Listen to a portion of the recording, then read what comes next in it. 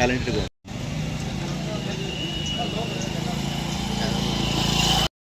Metro TV metro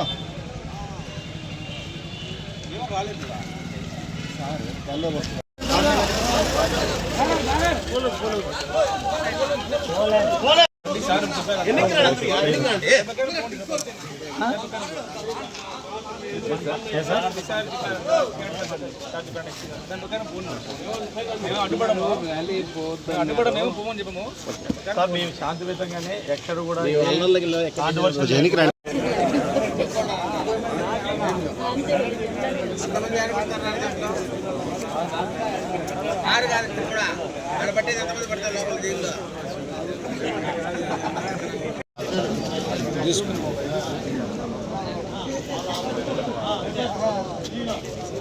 తలకాయ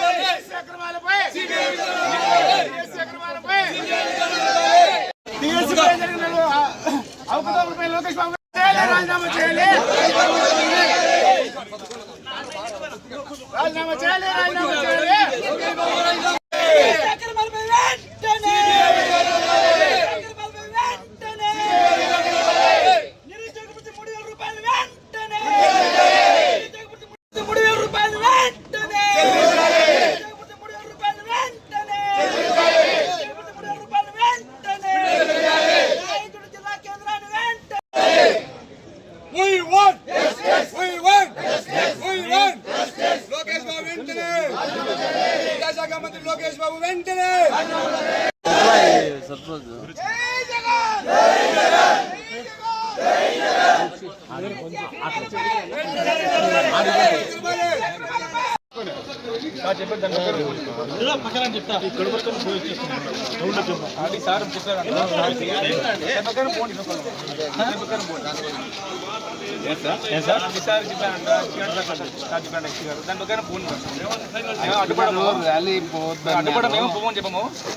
మేము శాంతియుతంగానే ఎక్కడ కూడా కాంట్రవర్షన్ లేకుండా మేమే మీ ర్యాలీ అడ్డుపడము అది సార్ చెప్పారంట హెచ్సి గారు మీ సార్కి దాని ప్రకారం పోండి దాని ప్రకారం పోండి.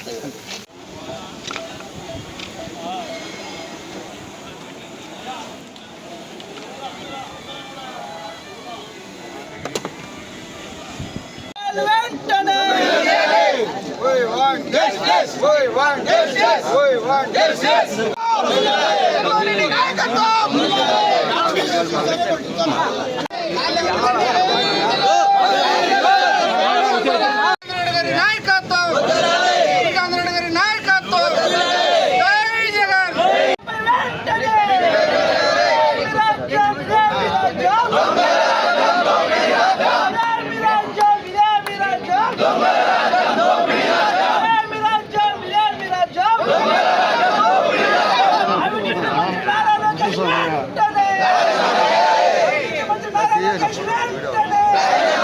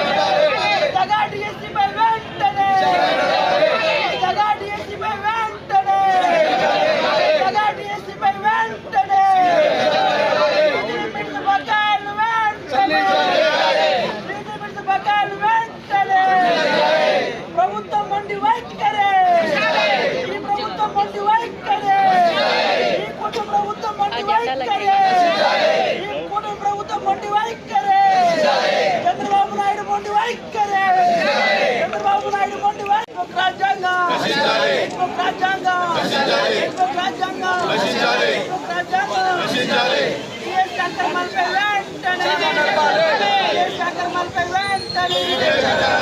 రోజు రాయచోటి మన మాజీ ఎమ్మెల్యే రాయచోటి సమన్వయకర్త గడికోట శ్రీకాంత్ రెడ్డి గారి ఆధ్వర్యంలో రాష్ట్రం మొత్తం మీద వైఎస్ జగన్మోహన్ రెడ్డి గారి నేతృత్వంలో 3 రోజులు రిలే నిరాహార దీక్షలు నిర్వహించడం జరిగింది.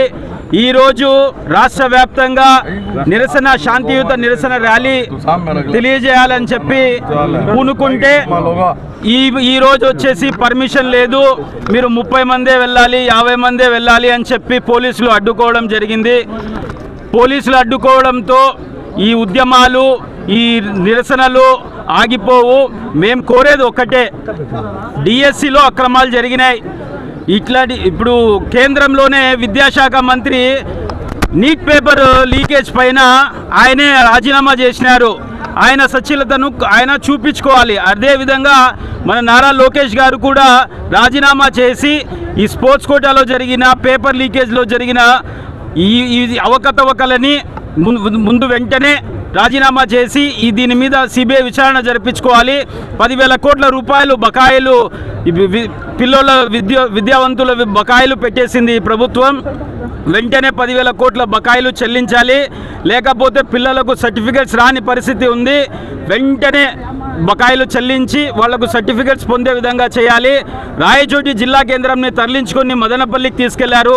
స్వాతంత్రం వచ్చినప్పటి నుంచి 70 సంవత్సరాలలో ఎప్పుడు ఒక జిల్లా కేంద్రం ఏర్పడి మళ్ళా జిల్లా కేంద్రం రద్దయినట్టు ఎక్కడా లేదు. మళ్ళా జిల్లా కేంద్రం రాయచోటిలోనే పెట్టాలని చెప్పి సభాముఖంగా కోరుకుంటూ, ఒకవేళ జిల్లా కేంద్రం అయితే రాయచోటిలో పెట్టని పరిస్థితుల్లో ప్రజలందరితో కలిసి ఉద్యమం చేపడతామని తెలియజేసుకుంటున్నాం. ఈరోజు కూటమి ప్రభుత్వం ఎక్కడ లేని సాంప్రదాయానికి తెరదీసి ఏదైతే డిఎస్సిలో అక్రమాలు జరిగాయో, అక్రమంగా స్పోర్ట్స్ కోటాలో ఎటువంటి అనుభవం లేని వాళ్ళని కూడా స్పోర్ట్స్ కోటాలో ఉద్యోగాలు ఇచ్చి నిరుద్యోగ యువతకి అన్యాయం చేసింది అనే ఉద్దేశంతో మేమందరం కూడా ప్రజల్లోకి తీసుకోవాలని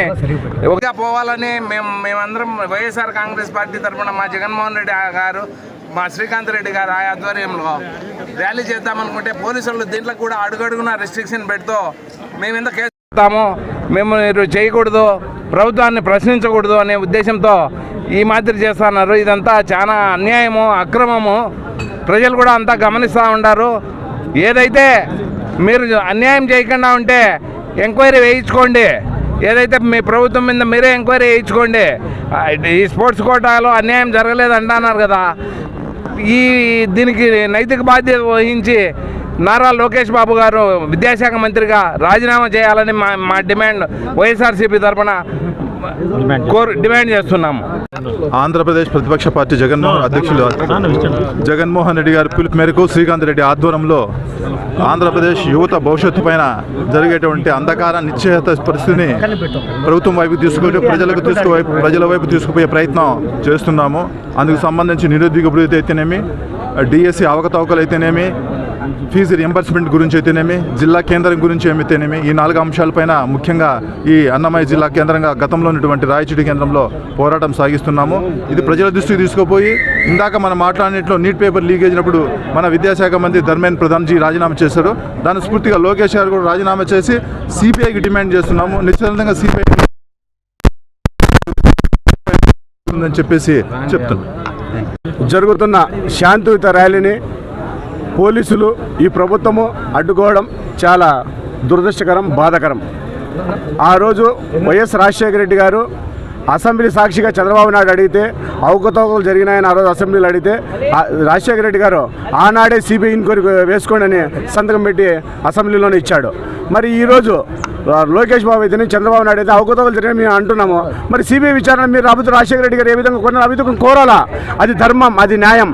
మొన్న కార్గోస్ చేసిన ఢిల్లీలో వాళ్ళందరూ నైతిక బాధ్యత కేంద్ర మినిస్టర్ రాజీనామా చేసినారు. మరి లోకేష్ బాబు ఎందుకు చిత్తశుద్ధి నిరూపించుకోలేకపోతున్నాడు?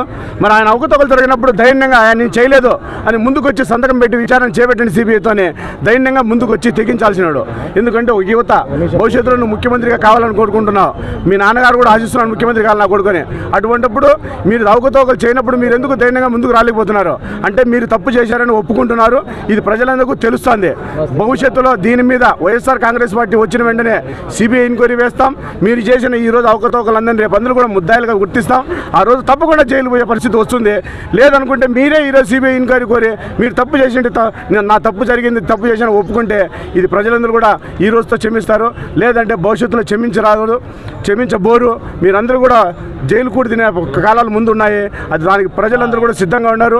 ఓటుతో బుద్ధి చెప్పే రోజులు దగ్గరలో ఉన్నాయని చెప్పేసి నేను వైఎస్ఆర్ కాంగ్రెస్ పార్టీ తరఫున డిమాండ్ చేస్తున్నాం. ఈ రోజు రాష్ట్ర వ్యాప్తంగా వైఎస్ఆర్ కాంగ్రెస్ పార్టీ 175 నియోజకవర్గాల్లో విద్యార్థుల కోసం, యువత కోసం, నిరుద్యోగుల కోసం, వాళ్ళ హక్కుల కోసం ఈరోజు ర్యాలీలు చేపట్టడం జరుగుతుంది. అందులో భాగంగా శ్రీకాంత్ రెడ్డి గారి నాయకత్వంలో ఈరోజు రాయచూట్లో కూడా ఈ ర్యాలీలు చేస్తున్నాం. అయితే ఇక్కడ ఉన్న ప్రభుత్వం మొండి వైఖరి ఏదైతే ఉందో మీరు 20 మందితో ర్యాలీ చేయాలా, 30 మందితో ర్యాలీలు చేయాలా అని కండిషన్ పెట్టడాన్ని ఈ ప్రజాస్వామ్య అందరం కూడా ఖండిస్తున్నాం. అయితే ఈ ర్యాలీ మా ముఖ్య ఉద్దేశం ఏదైతే ఉందో దాదాపు 12,000 కోట్ల ఫీజు రిమైండ్స్ బకాయిలు పెండింగ్ ఉన్నాయి. ఆ బకాయిని ఫీజు రిమైండ్ విడుదల చేయండి. ఇటు కళాశాల యాజమాన్యాలు, ఇటు విద్యార్థులు తీవ్రంగా ఇబ్బంది పడుతున్నారని చెప్పి ప్రభుత్వాన్ని తెలియజేసే ప్రయత్నంలో మేము చేస్తున్నాం. అదేవిధంగా దాదాపు ఈరోజు 11 లక్షల మంది అభ్యర్థులు రాసిన మెగా డిఎస్సిలో అనేక అవకతవకలు, అనేక అనుమానాలు, ఎక్కడ చూసిన అక్రమాలు. స్పోర్ట్స్ కోట అయితే పూర్తిగా పేకాట ఆడే వాళ్లకు కనీసం డిగ్రీ క్వాలిఫికేషన్ లేదు, కనీసం టెట్ క్వాలిఫికేషన్ లేదు, ఏ పరీక్ష అర్హత లేకుండా కూడా ఈరోజు ఉద్యోగాలు ఇవ్వడం జరిగింది. ఈ అన్నిటి వల్ల మేము ఎవరైతే అర్హత ఉన్న అభ్యర్థులు ఇబ్బంది పడుతున్నారో వాళ్ళకి న్యాయం చేయాలని చెప్పి వైఎస్ఆర్ కాంగ్రెస్ పార్టీ పెద్ద ఎత్తున పోరాటం చేస్తుంది. అదేవిధంగా ఒక శతాబ్దం కాలంటి మన రాయచూడు జిల్లా కేంద్రం అయింది. ఈ జిల్లా కేంద్రం కోసం శ్రీకాంత్ రెడ్డి గారు అహర్నిశలు కృషి చేశారు. అటువంటి జిల్లా కేంద్రాన్ని ఈ ప్రభుత్వం ఒక మొండి వైఖరితో రాయచూరు ప్రజలను కానీ, ఇక్కడ వ్యాపారస్తులను కానీ, ఇక్కడ ఉన్న రైతాంగాన్ని కానీ పూర్తిగా గొంతు కోసి ఈ ప్రాంతాన్ని నొక్కే ప్రయత్నం కూడా ఈ కూటమి ప్రభుత్వం చేసింది. దీనికి నిరసనగా మేము ఈరోజు ఈ ర్యాలీ చేపడుతున్నాము. ఈ ప్రభుత్వాన్ని ఒకటే తీరుస్తున్నాము. మీరు పోలీసు వాళ్ళు కావచ్చు, లేక మీ దగ్గర ఉన్న ఇతర వ్యవస్థల వల్ల కావచ్చు, ఇలాంటి ఉద్యమాలు కావచ్చు, ఇలాంటి నిరసన కార్యక్రమాలు అడ్డుకోవడం అనేది ఏదైతే ఉందో అది పూర్తిగా అప్రజాస్వామ్యాన్ని మేము దాన్ని తీవ్రంగా ఖండిస్తున్నాం. భవిష్యత్తులో కూడా ఇలాంటి పెద్ద ఉద్యమాలు శ్రీకాంత్ రెడ్డి గారి నాయకత్వంలో రాయచూటిలో అనేక సమస్యలపైన, తాగునీరు సమస్యలపైన, సాగునీరు సమస్యలపైన రాయచూరు జిల్లా కేంద్రం మళ్ళీ ఏ విధంగా సాధించాలా, ఈ ప్రాంత ప్రజల ఆకాంక్ష ఏ విధంగా నెరవేర్చాలా అనే దానిపైన శ్రీకాంత్ రెడ్డి గారి నాయకత్వంలో పెద్ద ఎత్తున మేము ఈ ఉద్యమ కార్యక్రమాలు చేస్తామని చెప్పి తెలియజేసుకుంటున్నాం.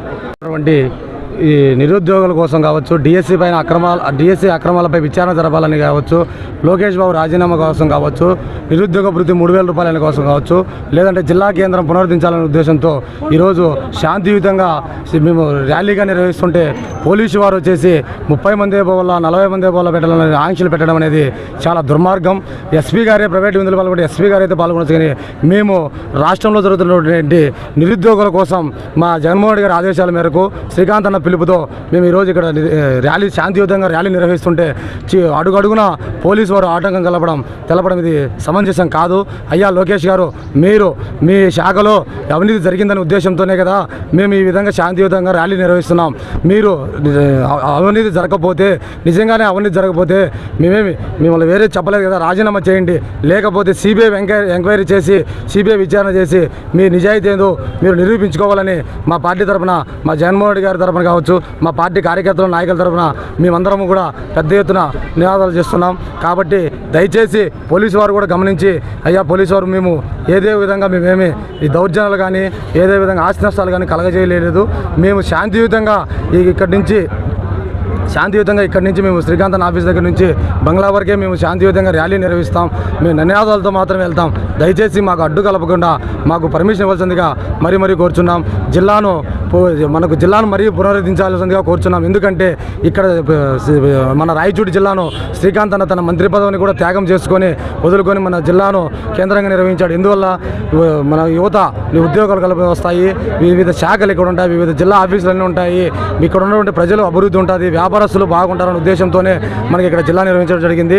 చంద్రబాబు నాయుడు గారు దాన్ని తీసుకెళ్లి మదనపల్లి పెట్టాడు కాదు. కాబట్టి దయచేసి ఇదంతా గమనించి మాకు పోలీసు వారు పర్మిషన్ వచ్చిందిగా కోరుచున్నాం.